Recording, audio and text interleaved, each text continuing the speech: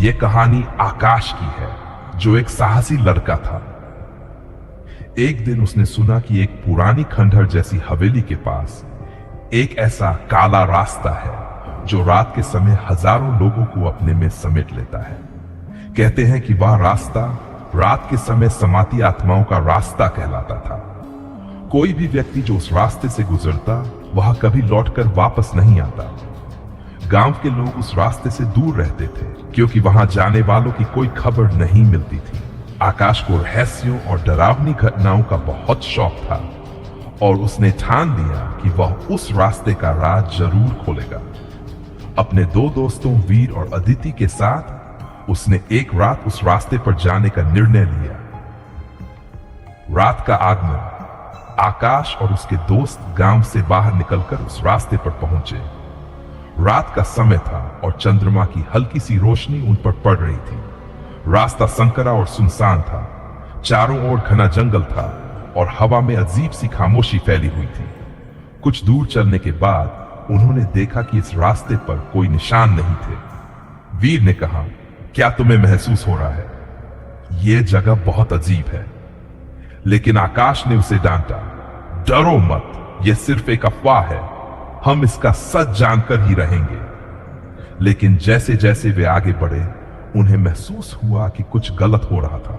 रास्ते के किनारे खड़े पेड़ अचानक घूमने लगे थे और हवा में कोई अजीब सी गंध थी, जैसे सड़न की।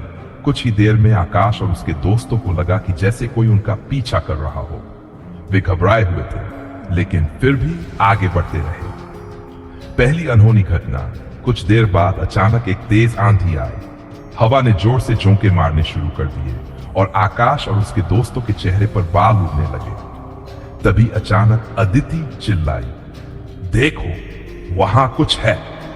सभी ने मुड़कर देखा तो रास्ते के एक छोर पर एक भूतिया आकृति खड़ी थी। वह पूरी तरह सफेद कपड़े पहने हुए थी और उसका चेहरा झूल रहा था। उसकी आंखें पूरी काली थी और वह धीरे धीरे उनकी तरफ बढ़ रही थी। आकाश ने उस आकृति को देखा और डरते हुए कहा, यह क्या है? अदिति के हाथ से एक छोटी सी चीख निकली और वह दौड़ने लगी। लेकिन जैसे ही उसने भागने की कोशिश की, उसके पैर हवा में उड़ने लगे। वह नीचे गिर गई और अचानक उसकी आंखें काली हो गई, जैसे उसी भूतिया आकृति की तरह। उसका चेहरा अब सख्त हो चुका था और उसने कहा, तुम भी मेरी तरह बनोगे। भूतिया आत्मा का रहस्य। आकाश और वीर दोनों घबराए हुए थे। वीर ने कहा, यह तो कोई सामान्य आत्मा नहीं लगती, हमें इस रास्ते को छोड़कर तुरंत भागना चाहिए। लेकिन आकाश ने हिम्मत दिखाते हुए कहा, नहीं, हमें इस आत्मा का राज खोलना ही होगा। उन्होंने अदिति को संभाला और उसे खींचते हुए आगे बढ़े। लेकिन जैसे जैसे वे आगे बढ़े, रास्ता और अजीब होता गया। अब रास्ते पर घने कोहरे ने उनका पीछा करना शुरू कर दिया। वे कुछ नहीं देख पा रहे थे। तभी सामने एक बुरा दृश्य उभर कर आया। रास्ते के किनारे पुराने खंडहर जैसी एक हवेली खड़ी थी और उसकी छत पर खून के निशान थे। आकाश और वीर ने धीरे धीरे हवेली की ओर कदम बढ़ाए। हवेली के अंदर से किसी औरत की हंसी सुनाई दी। वे अंदर गए और अंदर एक बड़ा हॉल था जिसमें कटी हुई सिर की लाशें पड़ी थी। दीवारों पर खून के निशान थे और वहां एक पुरानी तस्वीर रखी हुई थी। तस्वीर में एक औरत दिख रही थी जिसका चेहरा सख्त और डरावना था। सच का खुलासा, आकाश ने तस्वीर को ध्यान से देखा। उसने महसूस किया कि वही औरत जिसकी तस्वीर थी अब उनके सामने खड़ी थी। उसकी आंखों से खून बह रहा था और वह धीरे धीरे आकाश की ओर बढ़ी। वह बोली, तुम सबने मेरी शांति छीन ली, अब तुम सबको मेरी तरह बनाना होगा। आकाश और वीर की हालत खराब हो गई। वह डर के मारे कांप रहे थे। लेकिन जैसे ही आकाश ने उस औरत को पकड़ने की कोशिश की, वह अचानक धुएं में बदल गई और हवा में उड़ने लगी।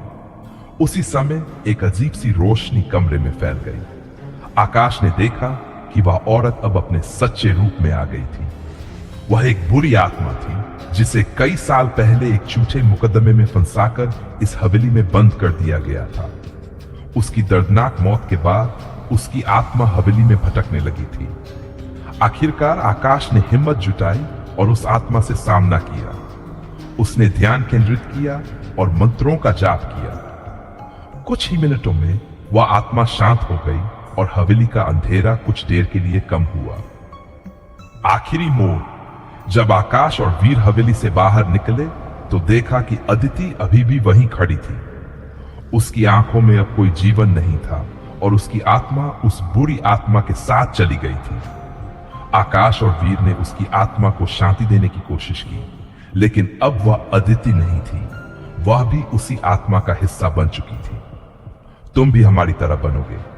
यह आवाज उनकी यादों में हमेशा के लिए बसी रही।